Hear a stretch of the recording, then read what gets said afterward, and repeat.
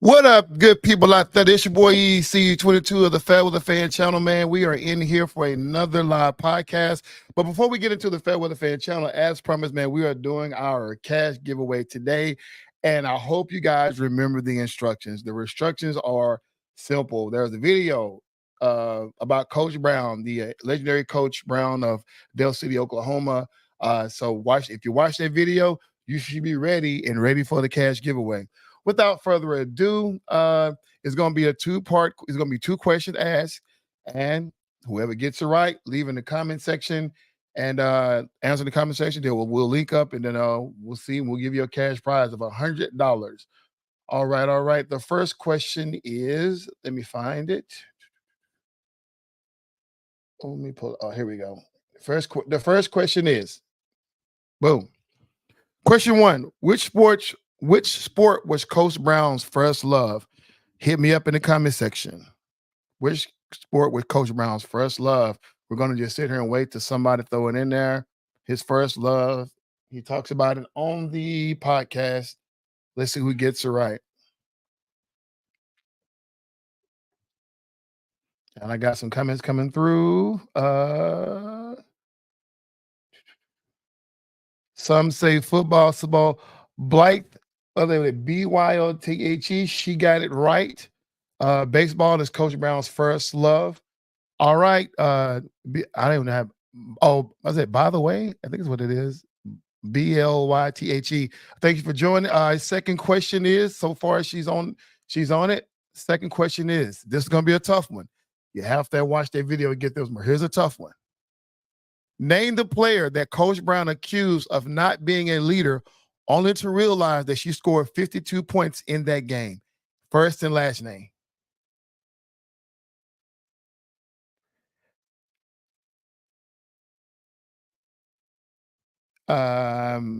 Hey to KO5 and Jess, the only one answer.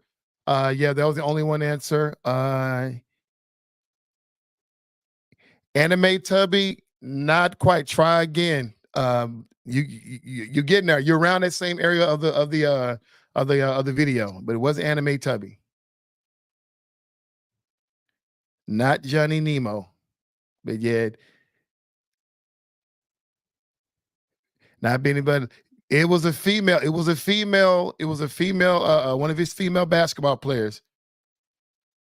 It was a game they played in Guthrie. I see the comments are coming in so far. No one has gotten the right answer. Now, for those of you who did not get the first answer, you still can get the first answer because you got to get two of them right. So those of you who only answered the second question, the first answer, I'll do the first question was Coach Brown's which sport was his first love? And now the second question is this one right here. So keep them coming in, whoever gets it right. There you go. There you go. We finally got it. BLYTHE. Chrissy got it. Chrissy Johnson. So she got it right. There it is. Julio, I'm sorry you came in second and you didn't get the first one. But BLYTHE, she got them both right. So do me a favor. Let me send. I'm gonna put my send me your Cash App. DM me your Cash App on Facebook, or you can send it to. I gotta remember. Send it to. Here we go.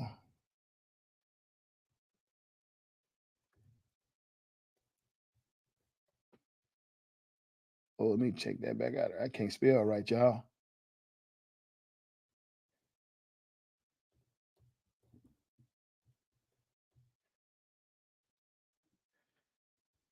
So there you go. Send me your email, BLYTHE.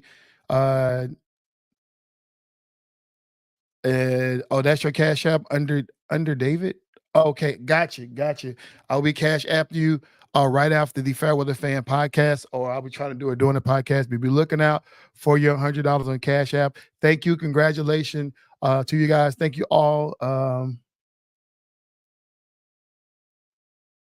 Okay, that's understandable there. I appreciate you for doing that. But hey, thank you guys for tuning in to the FairWeather Fan Podcast. That concludes this segment of the FairWeather Fan Podcast. Thank you so much. You guys have tuned in to the cash giveaway. We'll definitely be doing again down the road. Here in the maybe next year sometime. Before, let's say, let's look at doing it around February. So to give you 2 months. Once again, a lot of the cash giveaways are geared around the YouTube pages, the YouTube videos. So look up around February to do another cash. This is going to be something like this, a random video we'll throw out there. But thanks to you all for tuning in, and let's get on with the FairWeather Fan Podcast. Here we go.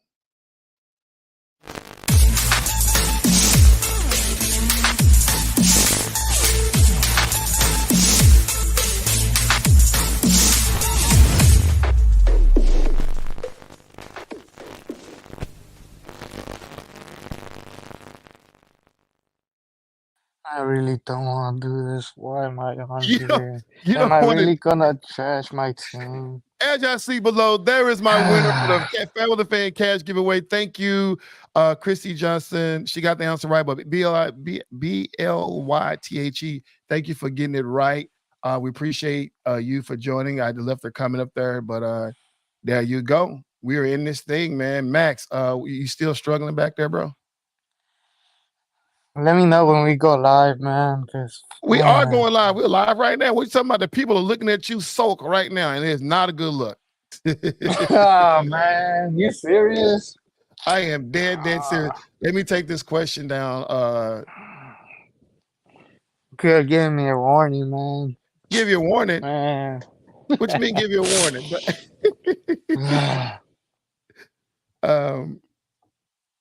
Thank you, BLYTJ, for joining. Let me go ahead and send this over to her real quick while Max, get yourself together.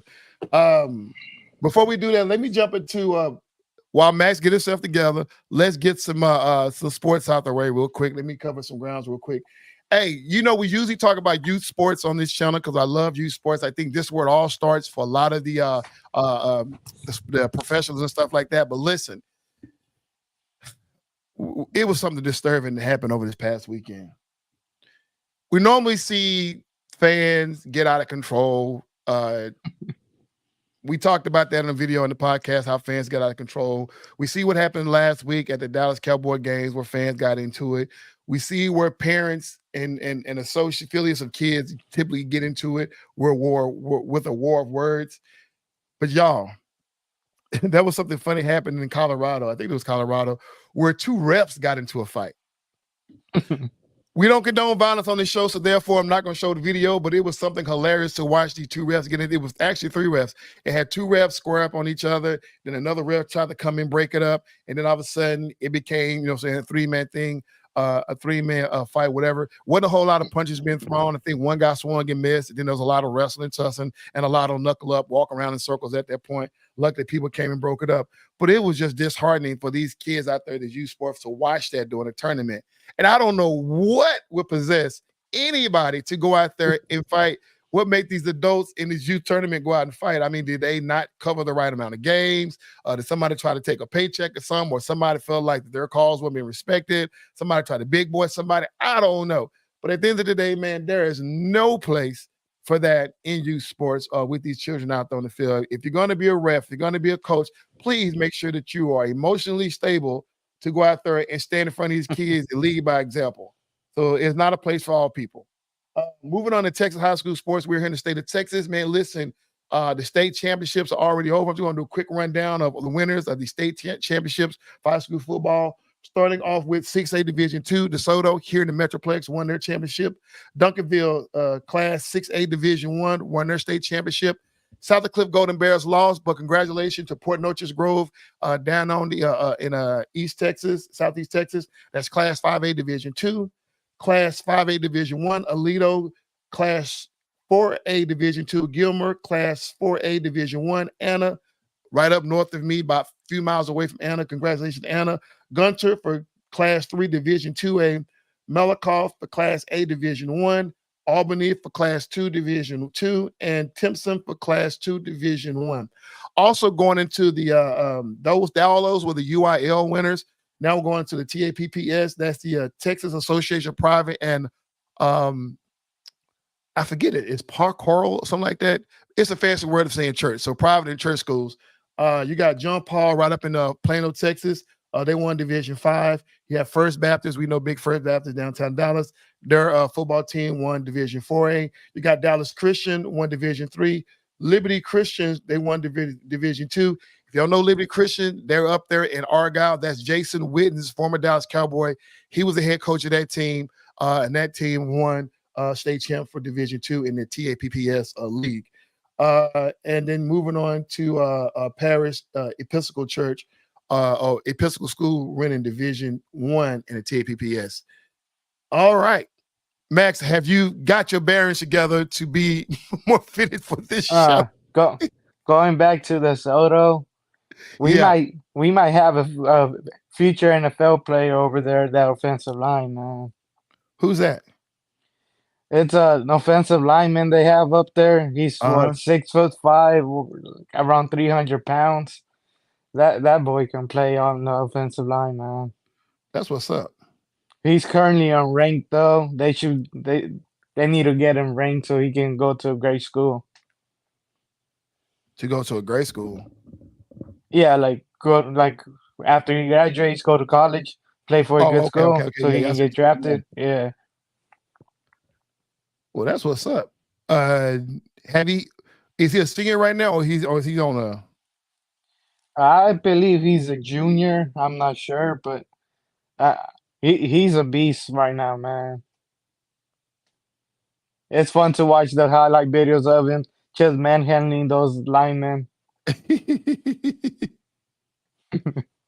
Y'all forgive me. I'm trying to make sure I send this over. Here we go. All right then. Hey, BLYTHE, for when I'm sending this over to you right now. So there you go.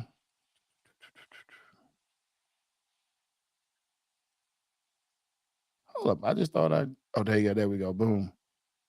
Leave me a comment. If you're still watching, leave me a comment to let me know that you actually got it. So make sure I send it to the right person. Boom. There we go. We got that business out the way. All right. So you know what? You said that was a kid from DeSoto? Man, he's a lineman. He's a offensive line. Yeah. Offensive lineman. Series that we're talking. Offensive lineman. Well, it's going to be very interesting to watch him, see if he's going to go to a Texas team, or is he going to go to Hey, Dolores. Gary Freeman said, Gary Freeman. Hey, what's up, Gary? Thanks for watching. 6'8", 360 pounds. That's a big kid. Mm-hmm. Yeah. That's a big boy. And he's currently unranked, which is it's crazy he's not ranked, man. Golly. Wow, that is super, super crazy. Hey, south of Cliff, we had that big boy, I forget his name, we call him Bubba, but he went over to TCU.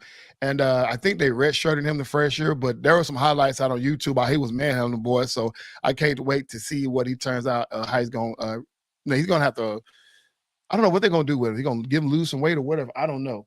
But let's jump into the NBA real quick so we can move forward this podcast. I really want to talk about Draymond Green. We talked a little bit about Draymond Green last week, man. But listen, he got suspended indefinitely. They're still talking about exactly how many games, but the reports are that they're not looking at how many games. They're looking at the fact that Draymond needs to get himself together before they think about bringing him back into the league, because obviously there are some things there. We know that we've been watching the antics down for years, and it seemed like it's going unchecked. And now the scary part, Joe Dumars gave the exclamation of what he meant by as far as indefinite. And he's geared towards the fact that, hey, listen, he just wanted Draymond to do all right. And listen, I thought the league needed Joe Morris to come out and say it, as well as the Warriors, as well as the Draymond himself, because if you don't know, Draymond and Dumars have a close relationship. And there was speculation and talk on some other analysts on ESPN thinking that maybe Joe Dumars should have recused himself from this whole hearing, right? Because they're friends, maybe he would have probably been a little bit more biased towards Draymond, or maybe tried to give Draymond a pass in this situation, but he didn't. He came out and he, along with his other people who was part of that panel, gave him indefinite suspension. And then Joe Dumars came out and said, listen, Draymond need help. And Draymond needed to hear that coming from his friends.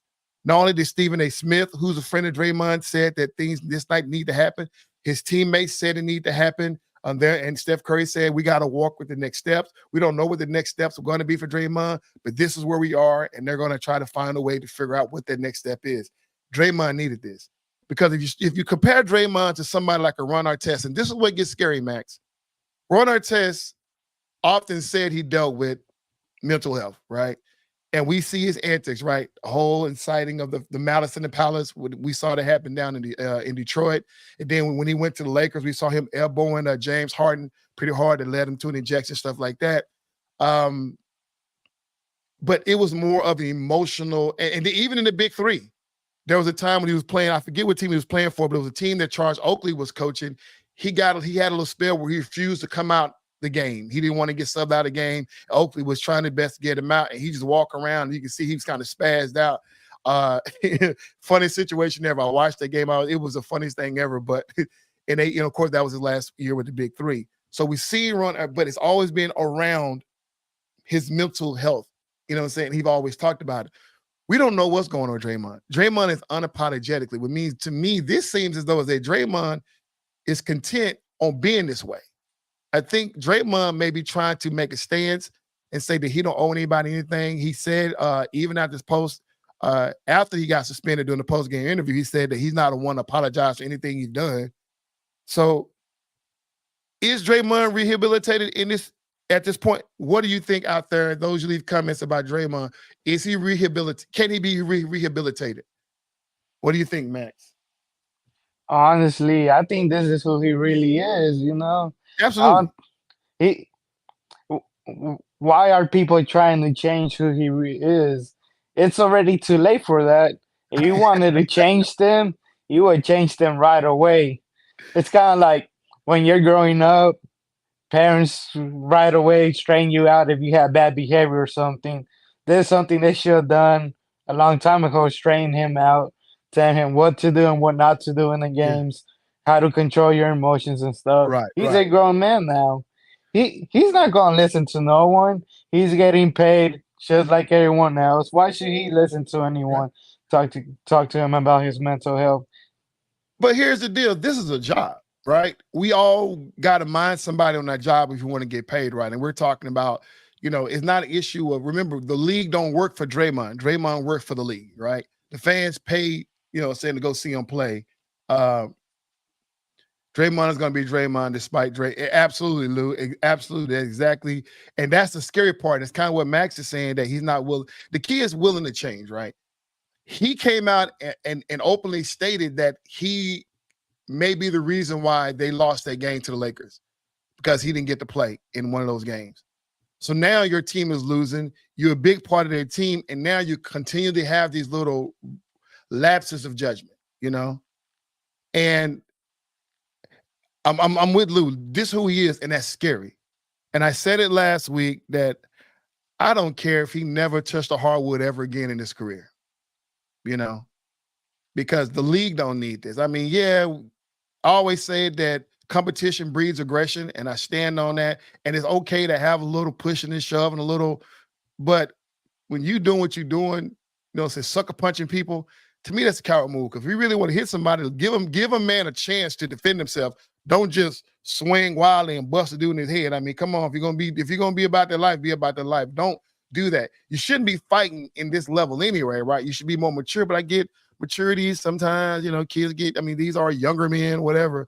But let's see what Lou has to say. Right, right. See, that's what I'm saying. Nothing. He's not gonna change at all. He's not gonna change his style of play or anything. Why? Because the league has already seen him do this before. They Right. already seen his play style and stuff. You still gave him all this money, even though you had all these red flags and warnings and whatnot. But You but You're paying I, for his services, and this is what you get. I mean, you pay a player millions of dollars, and I'm looking at, okay, is Draymond willing to say that, man, I've made enough money in this league? You know, let's see what Gary has to say.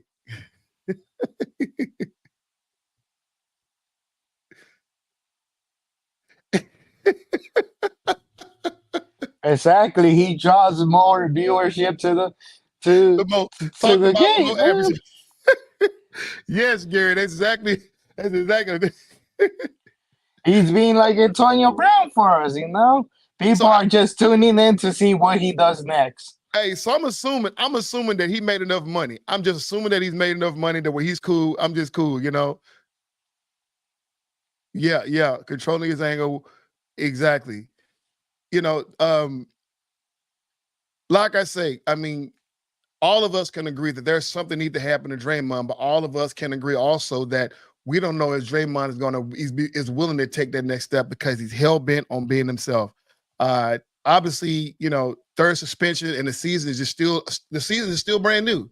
Already got his third suspension, so yeah, I don't know what to do at this point. But like I say, I wouldn't care if I ever see Draymond ever again in this league.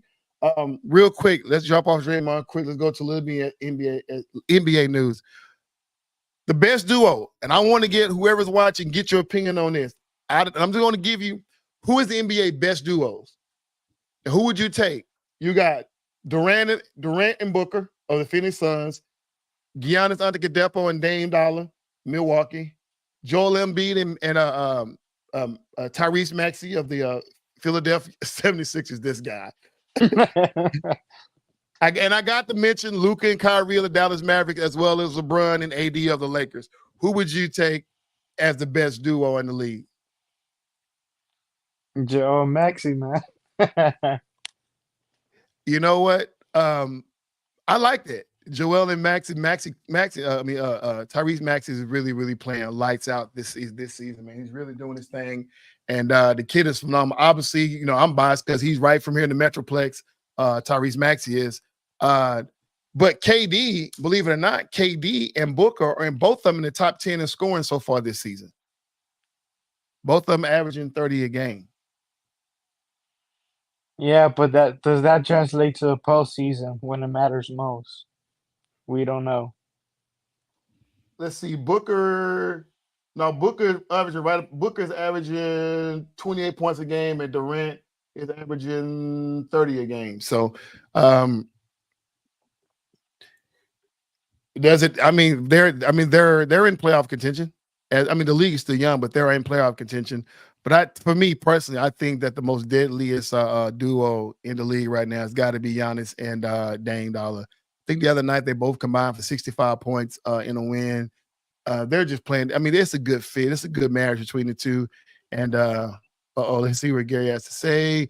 If Luke and Kyrie play, absolutely, absolutely, Gary, absolutely. They don't play too much defense, but Luka Shoulder is. I mean, he's second. He's leading the league second in scoring next to Joel Embiid. Joel Embiid is top. His guy, the 76ers fan, is at 34.4, and Luka comes in at 32.9. But nobody wants to take a stab at LeBron and KD. They just won the in-season tournament. Does that count for something, Max? In season tournament does not count, man. It's Hey, early in the we're not even at the halfway point for the season, and you're already trying to hand out an award to them. Come on, man.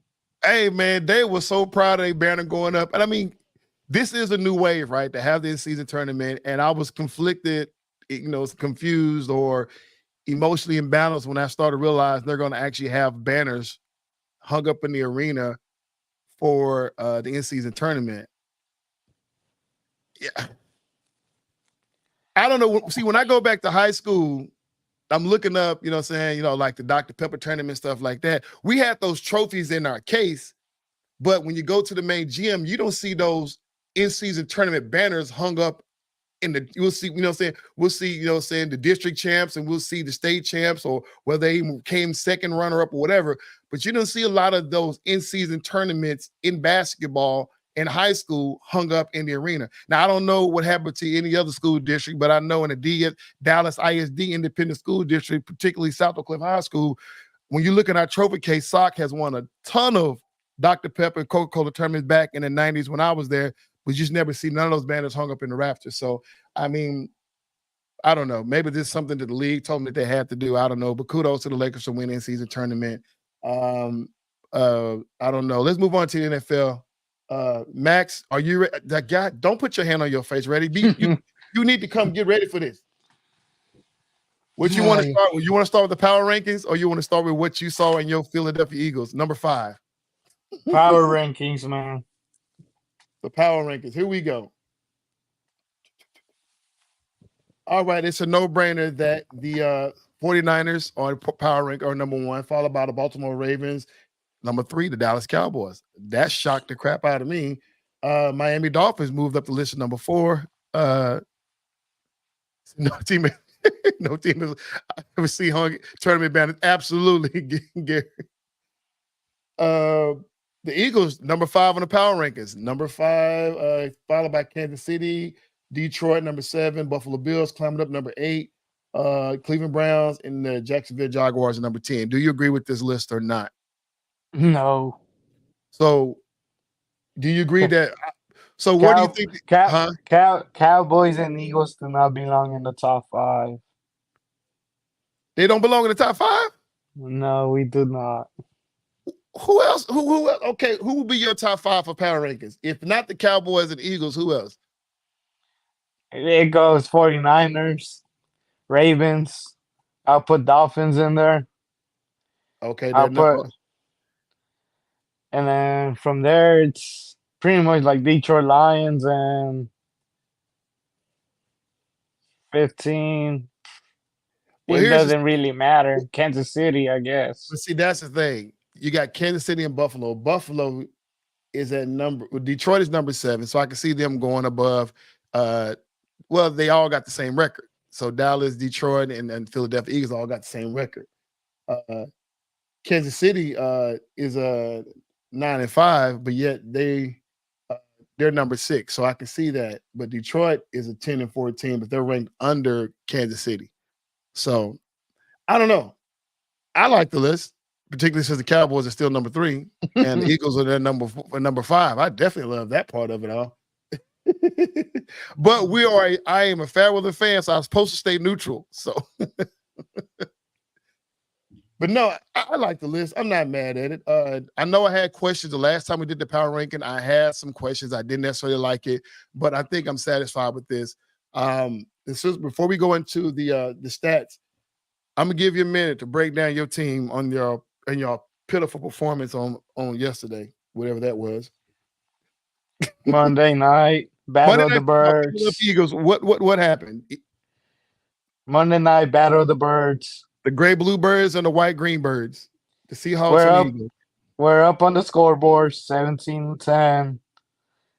We're trying to run the ball. Nothing happens. We got to give Seattle the ball back. They score a field goal. Back at it with us. What happens?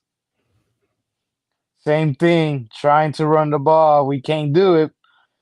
Trying to run the clock. We can't do it. So that forces us to throw the ball. And what happens? Nothing good happens. Yeah. Seattle gets the ball with less than 2 minutes left. What happens? DK Metcalf showed up when it mattered most. Yeah. And then True Lock threw the perfect pass in the end zone, and they scored. We get a chance to score back. All we needed was a field goal to at least force overtime. Right. We still had 2 timeouts left with freaking 12 seconds, man. Jalen Hurts goes deep for no reason. He could just hit the middle of the field, call a quick timeout, and see how many seconds we had left and try to see if we can tie that game up, at least give us a chance in overtime. Nope. Right. He decided to go deep, and it cost us the game, man. We saw what's all happened after that. Oh, man. So the echo around, I haven't watched any sports show today. So I don't know what's been said out there. I haven't watched anything. Same.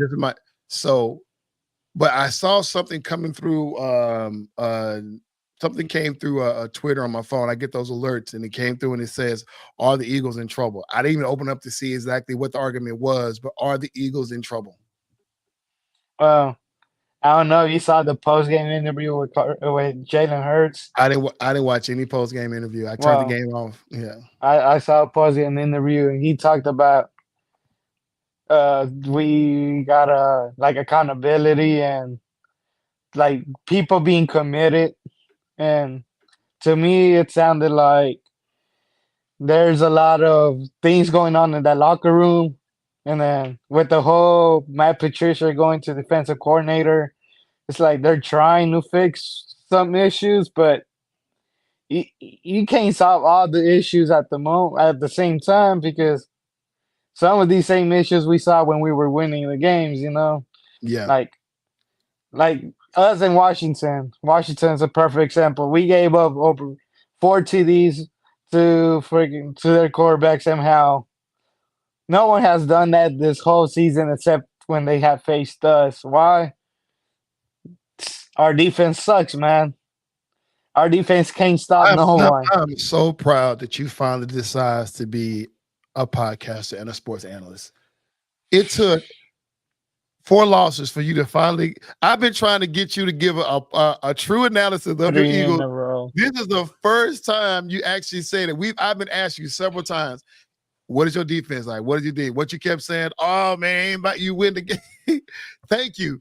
This is what the Fairweather fan. I'm not saying you have to trash your team because somebody actually jumped on me behind that on YouTube. Man, they got mad at me because I told you give a fair analysis of your team and then you did, and they told me why would you make that man do that? I'm like, God, like bro, it's my show. But anyway, hey, do you agree with Lewis? I like this. See, Dallas definitely deserved to be at number 3. He got Philly slide all the way to number 7. Definitely, I love the position he got. Buffalo. Buffalo. I know they had a little winning spree, but they definitely don't need to be where they're ranked. That 9-9 is where they definitely need to be at. Miami, KC, and Miami, I think is a fair assessment. We can flip flop the two if we wanted to, but I think that is a good run right there.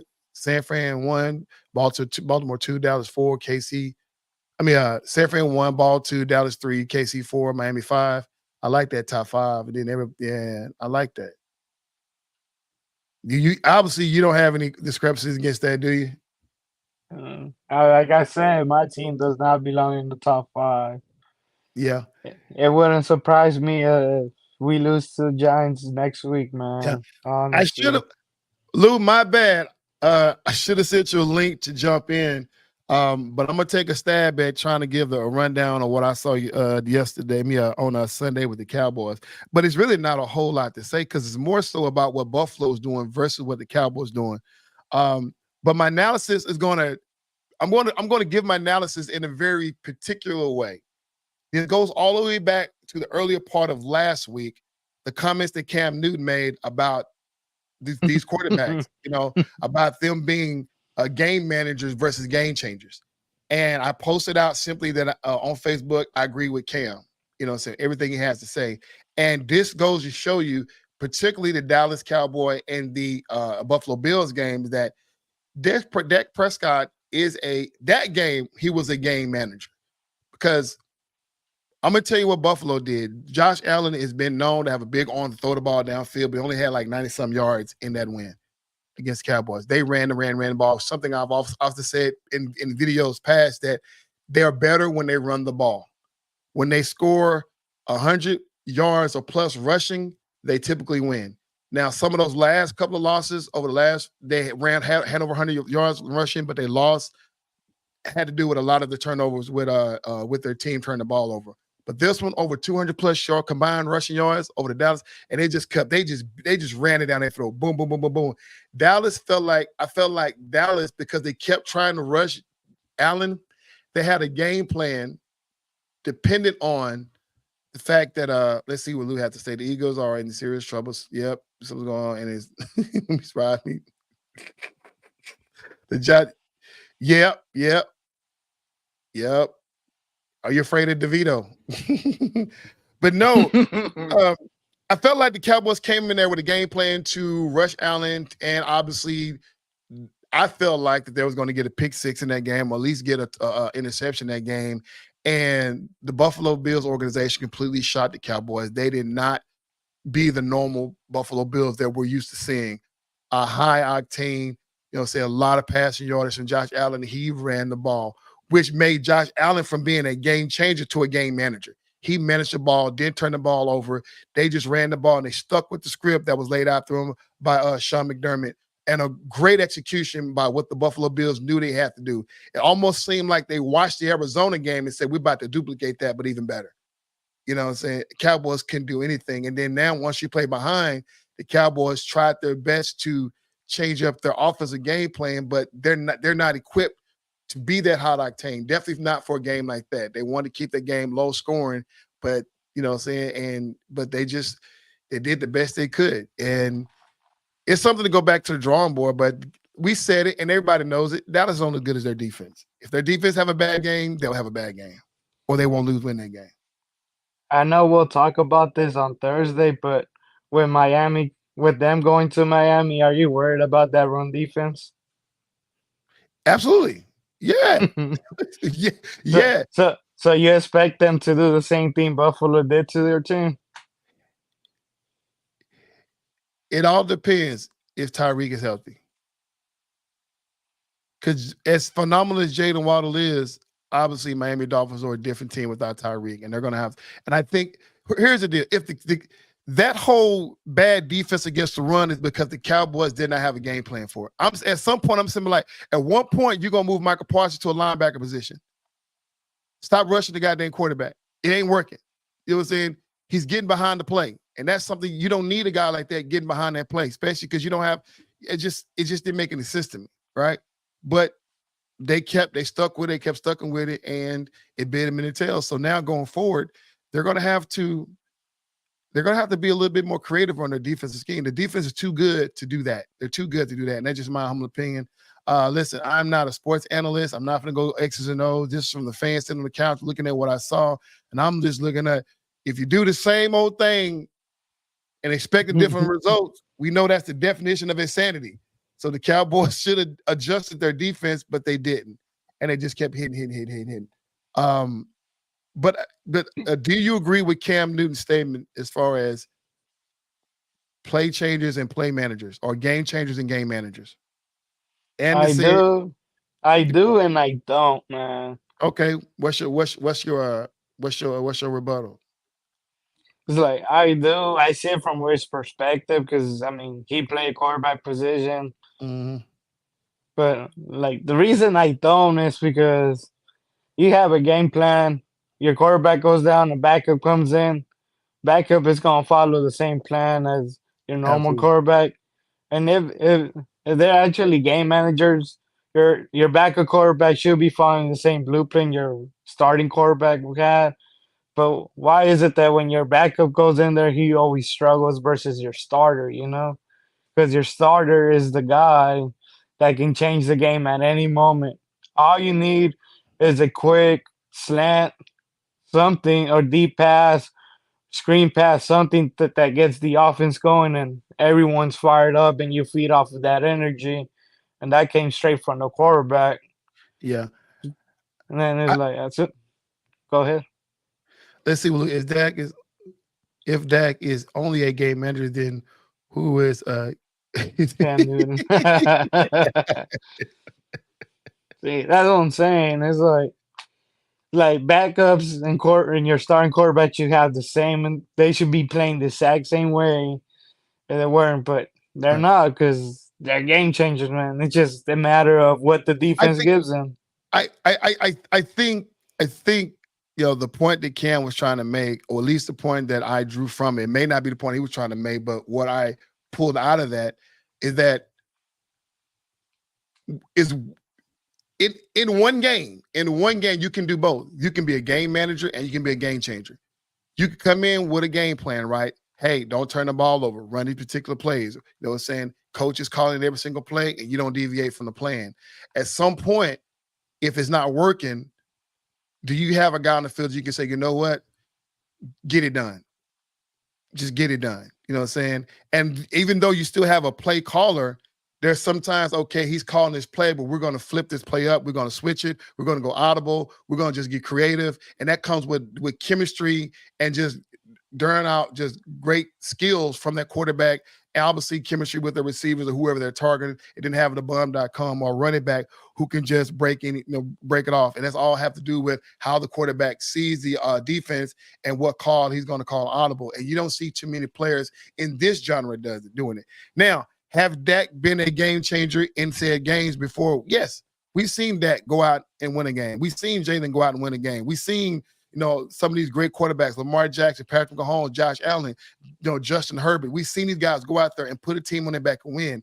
But we see now where these quarterbacks are getting more and more marginalized to where they want them to play within the system. You know what I'm saying? And I think that's the one thing that's hurting Kansas City because he don't have the guys who can catch the ball. He wants to be a game changer, but the moment he started going to certain guys, all of a sudden they're not there to Cam got a trip to Super Bowl and won NFL after leading the team 15-1. But how many times has he led his team to the playoffs compared to Prescott? That's a good point. And even Cam Newton, when Cam Newton described who were the game changers, he didn't include himself. Who he said Aaron Rodgers, Peyton Manning, Tom Brady. But he did not put himself in a game changer category. You know what I'm saying? He put the players that were around him in his generation. He didn't put anyone new. Why? Because he hasn't really played against these guys, so he hasn't seen it. He's only seen it through either sideline or through the booth or through TV.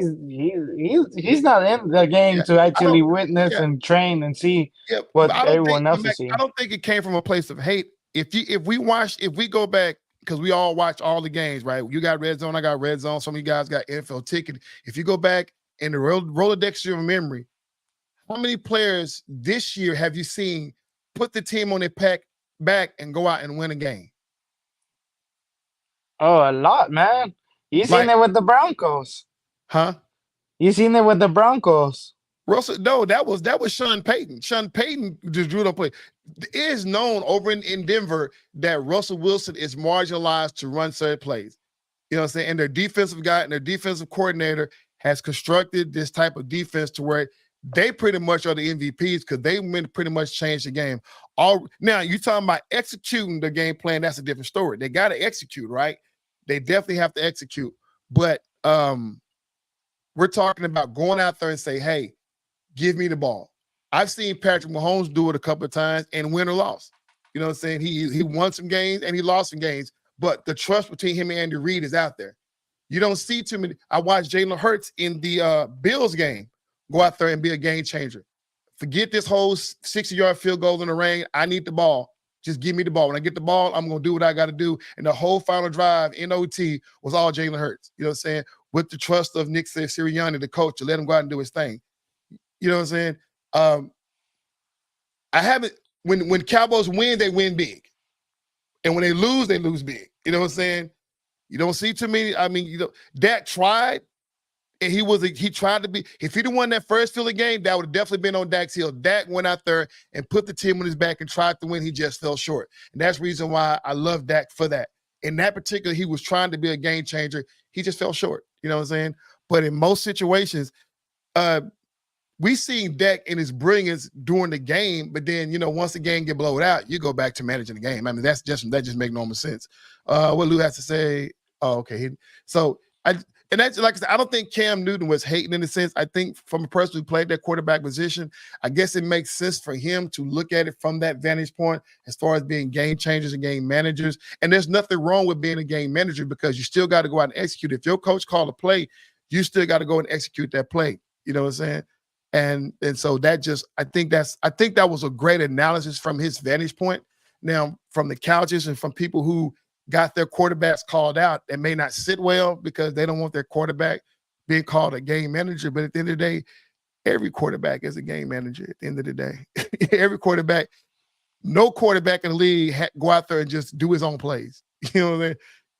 Every quarterback got to go out there, and not turn the ball over and make sure that they follow the X's and O's of their coaches. Otherwise, you wouldn't need a head coach, right? There's nothing wrong with being to be a great game manager on the field. Because We talking about out of 32 teams, there are some guys who can't do it. I can name you out of the 32 teams, I could probably name you 20 teams who don't have good game. We see all Plus, the flip flopping. I'll tell you this too. Game changers, you always see them when you see your quarterback line up getting ready to hike the ball. Yeah, How many quarterbacks do you actually see calling an audible before the play? Not that many. And the quarterbacks that do call that audible, what do you see them do? You see them do greatness right when they call that audible, yeah, yeah, changing the game. A lot of these quarterbacks, I don't know if it's because of the coaching staff, they don't trust their players to call their own plays with what they see, or it's just the coach being stubborn saying, no, we're going to run it my way. yeah, But I think some of these coaches need to let their quarterbacks go out there and lose and see what they see, because it's a different perspective from what you see versus what the quarterback is seeing up there. Let yeah, them call a play or two. They got passion as well. They're not trying to throw a game or yeah, lose a game. By them trying to call an audible, that's them saying, "Oh, I can go ahead and make a big play and get my team in perfect position to yeah. score. After that, we can go back to the game plan. But first, let me show you that I can change this entirely right now." So before we get off here, I want to throw something out there fun. And Lou, if you're still watching, um, you let me know if you guys want to do it on your podcast as well. From now going forward, because now this is playoff seeding, right? Everybody are fighting for that spot and trying to position their way into the playoffs. And definitely when the playoffs get here, right? Let's try to find at least two game-changing performance to where a quarterback went out there or even a receiver, whoever, game-changing performance of the week, who went out there and did their thing. Because at this point, everybody got to get involved. This is not the coaches, this is not the players on the field. This is going to come down to everybody to make sure that each team are in perfect link in order to either increase their seating, maintain their seating, you know what I'm saying? And then definitely when you get into the playoffs, it's win or go home. You know what I'm saying? And it's going to take more than just X's and O's. We know that this is where the rubber meets the road. This is where the Buffalo Bills has already made their mind up. They say every game is a playoff game for them. They got it's you know it's win or bust for them. So uh uh Mac, he said definitely because we want to see, you know, in a true analyst type of way, like, you know, game changer, game or game managers.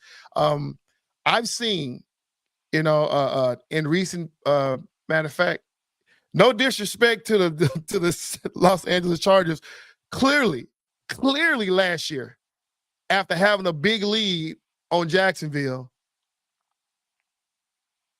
Justin Herbert went into a game managing situation.